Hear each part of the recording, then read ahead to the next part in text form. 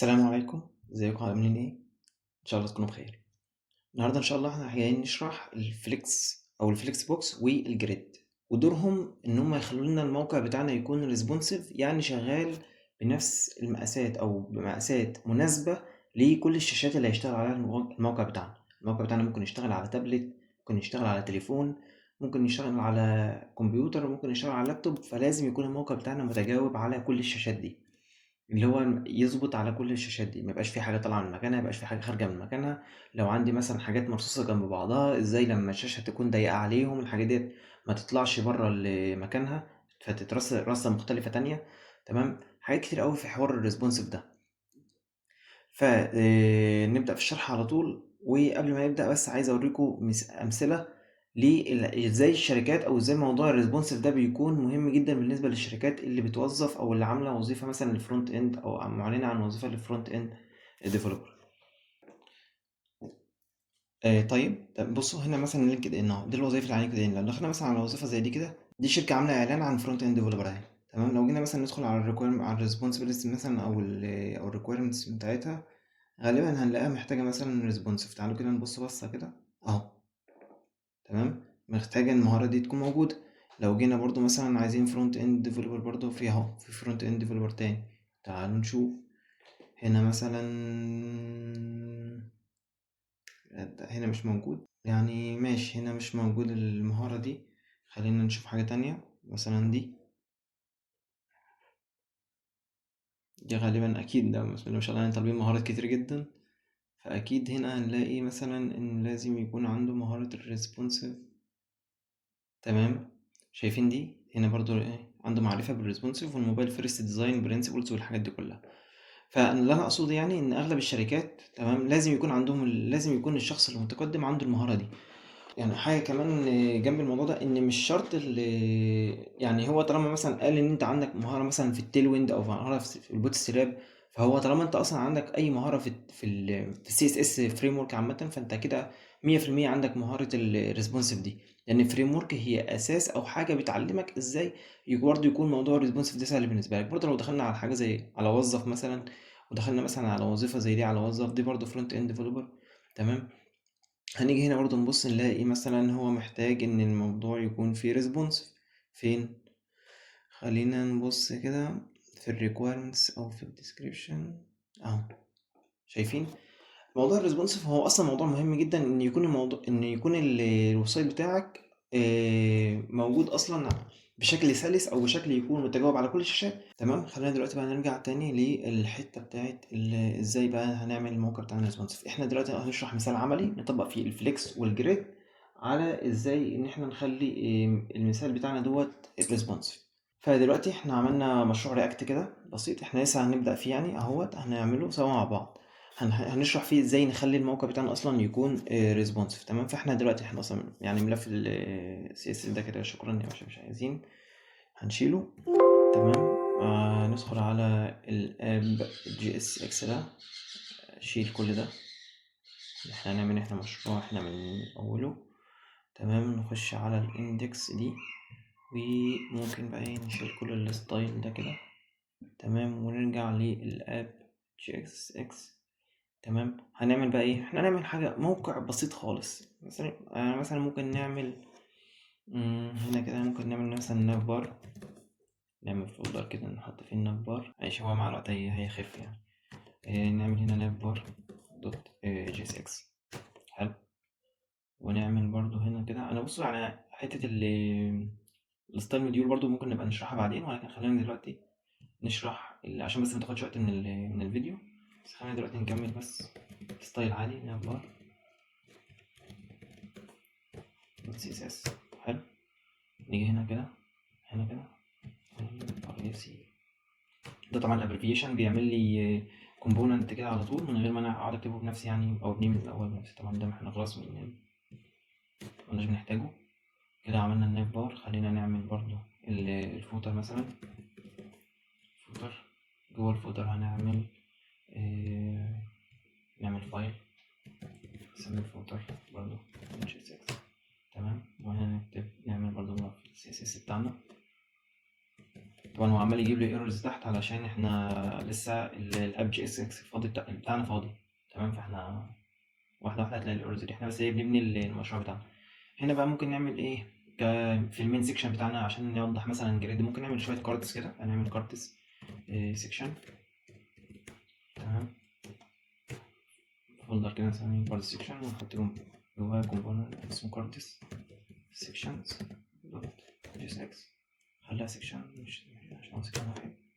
ونعمل برضو ملف الستايل بتاعه كاردز سيكشن دوت سي اس اس. حلو، تمام. احنا دلوقتي عملنا كل الكومبوننتس بتاعنا، خلينا بقى ندخل جوه الجي اس اكس ده. طبعا احنا اصلا مسحنا ده ومش محتاجينه، ومسحنا كل ده ومش هنحتاج برضه الستيت دي، فاشيل كل ده وشيل ده. تعالى بقى هنا نحط النيف بار بتاعنا، نعمل له امبورت كده. تمام، ونحط الكاردس السكشن بتاعنا واحنا ما عملناهوش. ماشي، ار اف سي هنا كده السكشن نحطها كده. حلو، نيجي على الجي اس اكس هنا كده. شكرا كده هنا اهو ظهر معانا. تمام، وهنا نيجي نعمل الفوتر. تقريبا برضه الفوتر احنا ما عملناهوش، فخلينا نعمله RESE. تمام، نيجي ناخد دي كده نحطها هنا كده.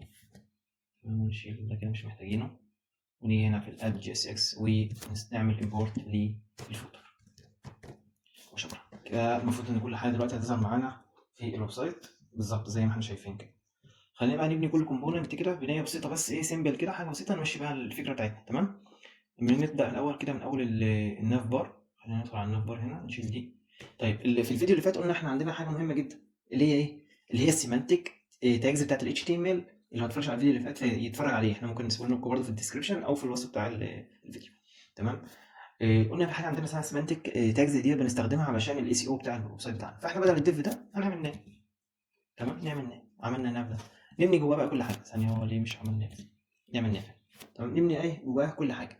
فاحنا ممكن نعمل مثلا الناف بار بتاعنا دوت يكون مثلا في ديف في اللوجو بتاعنا بتاع اللي هيظهر في الهيدر او في الناف بار بتاعنا. وبرضه نعمل شويه لينكات كده او حاجه مثلا زي اللينكات كده مبدئيه بس نبنيها يعني. تمام، فاحنا ممكن نعمل ديف هنا كده. الديف ده هنحط فيه اللوجو بتاعنا، فهنسميه مثلا فليكس اند جريد. ماشي، ونديله مثلا كلاس نيم. تمام، كلاس نيم دوت نسميه مثلا لوجو. ماشي، ونيجي هنا كده نعمل اليو ال بتاعتنا. ماشي، ونديها برضه كلاس نيم نسميها مثلا ناف لينكس مثلا، ده الاسم الدارج يعني عامة، ناف لينكس. ونيجي بقى في اليو ال نعمل لنا مثلا تلاتة يقول لي مثلا كده. تلاتة دول مثلا فيهم الهوم معروفة، فيها مثلا الكونتاكت. تمام، ونيجي تحت هنا برضو وعندنا الاباوت مثلا. ماشي، ده النافر بتاعنا. ماشي كده، هو حاجه بسيطه خالص بس نشرح بيها الفكره بتاعتنا. نعمل له بقى شويه الستايل بتوعه. ممكن بقى ايه نيجي هنا بقى طبعا احنا ادانا له ما اداناش هنا في الناف. ماشي، هندي هنا في الناف كلاس نيم نسميه مثلا الناف بار. طب خلينا نشيل الحاجات اللي فوق دي عشان ما تلخبطناش، وناخد كومبوننت ايه لوحده كده. نقفل الكاردس برضه في الاندكس ده دلوقتي، ونيجي على الناف بار ناخد كومبوننت لوحده كده. ماشي، هنعمل هنا ناف بار. تمام، ممكن نديله ديسبلاي بقى. بصوا هنا بقى حته ايه هنعمله هنا ديسبلاي فليكس. ليه هنديله هنا ديسبلاي فليكس؟ هقول لك. خلينا كده نبص على الكومبوننت نفسه هنا. بصوا احنا ممكن نيجي هنا في الاب جي اس اكس ونعمل ده كومنت، نعمل ده كومنت علشان يظهر لنا بس الناف بار بتاعنا لوحده. شايفين اللوجو؟ شايفين اللينكس هنا جايه تحته ازاي؟ طب احنا عايزين اصلا اللينكات دي تكون في يعني جنب اللوجو، وفي نفس الوقت مش لازقه فيه، هي تكون ما بينهم وبين بعض مسافات. حلو، فهنا بقى بيعمل لنا ده الفليكس بقى اللي بيعمل الفليكس، بياخد هنا الاثنين او الكام تشايلد بتاعه يحطهم جنب بعض، يحطهم تحت بعض على حسب الدايركشن اللي انت هتحطه. طبعا انا قلت هنا ان انا مش بشرح الفليكس، انا هنا بشرح الفكره اللي بنعمل بيها الريسبونسيف. تمام، فانا هنا مش بفصل الشرح كويس علشان ده مش شرح فليكس، انا مش جاي اشرح فليكس علشان الفيديو ما يطولش. تمام، فخلينا نكمل. احنا هنا بقى ايه ده تشايلد، وده اللي هي اللينكات دي تشايلد، واللوجو بتاعنا تشايلد زي ما احنا شايفين هنا كده. احنا هنا ادينا الفليكس، فاحنا عندنا الديف ده تشايلد واليو ال ده تشايلد زي ما انتم شايفين كده. تمام. فاحنا هنا ادينا له ديسبلاي فليكس. طيب احنا عايزين الحاجات تيجي جنب بعضها، فهنديله بعد كده ايه جاستيفاي كونتنت. تمام. ونديله سبيس بتوين. تمام. لو رجعنا هنا كده المفروض نعمل كده ريفرش. طيب هو ما جاش جنب بعضه ليه؟ باك جراوند، خلينا نديله باك جراوند برضه علشان يبان لنا الدنيا ماشيه ازاي. ممكن نهديها له، خليها ريدي دلوقتي نجرب وبعد كده نشوف الدنيا. طيب احنا دلوقتي غلطنا غلطه جامده جدا. عارفين ليه الستايل مش ظاهر اصلا؟ احنا اوريدي مش عاملين له امبورت هنا، فهو ازاي هيأثر معانا امبورت؟ عشان كده اديت له باك جراوند ريد عشان اعرف اصلا الغلط منين. تمام. فهندي هنا امبورت الستايل كده، خلاص الستايل ظهر معانا. طيب زي ما انت شايف بقى هنا كده، هنا اللوجو بتاعك هنا في جنب واللينكات بتاعتك ظهر في جنب التاني. اللي عمل كده ايه؟ هما الاثنين قصاد بعض، هما الاثنين جنب بعض، ولكن ده في حته وده في حته، ما بينهم مسافه. اللي عمل كده الفليكس. تمام. طيب تمام، خلينا نعملها جنب بعض ونرجع تاني عشان يظهر لكم ازاي فكره ان الموقع ما يكونش ريسبونسيف وفي نفس الوقت يكون ريسبونسيف. بس احنا خلينا بقى ايه، نعدل الباك جراوند دي، نخليها مثلا لون تاني اللي هو 0.172 ايه ده مثلا، اللي هو حاجه دارك شويه. وندي للعناصر بتاعتنا كولر مثلا وايت عشان تظهر، ونديها كمان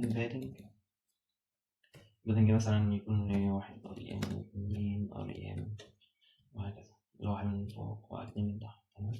طيب خلينا بقى ندخل على الناف لينكس بتاعتنا عشان افهمكم بقى حته لما نحطهم جنب بعض إيه اللي هيحصل. تمام. فخلينا هنحطهم جنب بعض ازاي؟ ديسبلاي فليكس. تمام.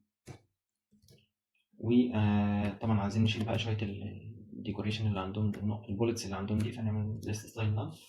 والجاب نعمل جاب برضو ما بينهم كده، وليكن مثلا ريم، واحدة ناقص ريم. حلوين. ماشي. خلينا نبص عليه. هنا بقى اللي بتكلم فيه دي الهوم، نص الكونتاكت موجود. وفين بقى الاباوت؟ الاباوت اصلا بره الشاشه، الاباوت دي بره الشاشه. يعني دلوقتي لو فرقت شايفين الاباوت فين؟ هي بره اصلا الشاشه. فانا دلوقتي ده كده مش ريسبونسيف. انا دلوقتي مثلا لو حد مثلا فاتح الويب سايت ده على تليفون شاشته صغيره مثلا، فاوريدي هو مش هيبقى كده باين له الحاجات عامله ازاي. فاحنا دلوقتي هنظبط بقى كل الحاجات دي تاني في الريسبونسيف، نحاول نضيف الريسبونسيف على الشاشات الصغيره. طب ازاي بقى نضيفها على الشاشات الصغيره؟ بالميديا كويري. تمام. خلينا بقى نيجي هنا كده، ايه ده؟ شكرا. نيجي هنا بقى نظبطها بالميديا كويري. نعمل مثلا هنا كده ميديا. تمام. نيجي بقى في السكرين دي، نعمل مثلا ان في الماكس ويتس في الشاشات الصغيره، نعمل مثلا في الشاشات الصغيره اللي هي 768 بكسل. تمام. ممكن بقى هنا نيجي على الناف لينك دي ونعمل لها ايه، ندخلها بقى بالطول بقى فليكس دايركشن كولر وباك جراوند كولر. مثلا نديلها باك جراوند كولر كده علشان هي لما تنزل تحت في العناصر بعد كده قدام هنشوفها، يبقى ما تكونش بيضة فما تظهرش انها يعني. نديلها خلفية قدام. بصوا عشان ما تبقوش هنلغي دي دلوقتي. تمام. بس خلينا بس هنا عشان تكون فاكرين. نديلها بوزيشن. تمام. نديلها بوزيشن ابسوليوت. حلو. بالنسبة للموقع بتاعنا كله، البادي يعني بتاع ال HTML كله.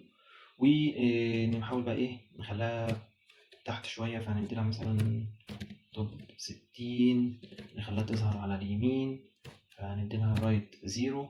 والويتس نخليها مثلا حاجة كده تكون وليكن 150 أو 160 بكسل. والبادنج وليكن مثلا 1. حلو. خلينا بقى نشوف كده، شايفين ظهرت ازاي؟ هي هنا بقى عشان هي بيضة، فأنا عايز أخلي لها بس باك جراوند، فأنا هنا هرجع الباك جراوند. تمام.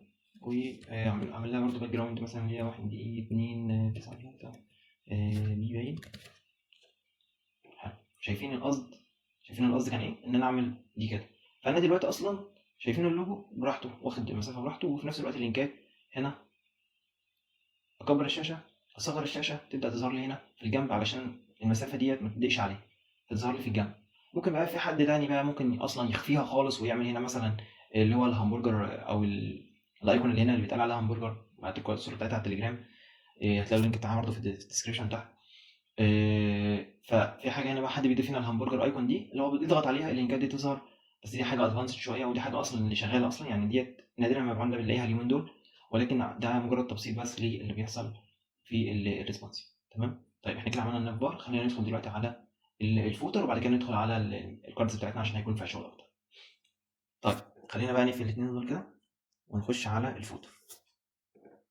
طيب نقفل ده. برضه شرحنا حاجة في الفيديو اللي فات بتاعت السيمانتك HTML، قلنا إن إحنا عندنا حاجة اسمها إيه؟ حاجة اسمها فوتر، فأنا لازم نستخدمها هنا. تمام. جوه الفوتر خلينا نديله الأول برضه، خلينا عشان ما ننساش هنا import، نعمل دي ونضيف الإيه الستايل بتاعنا عشان ما ننساش.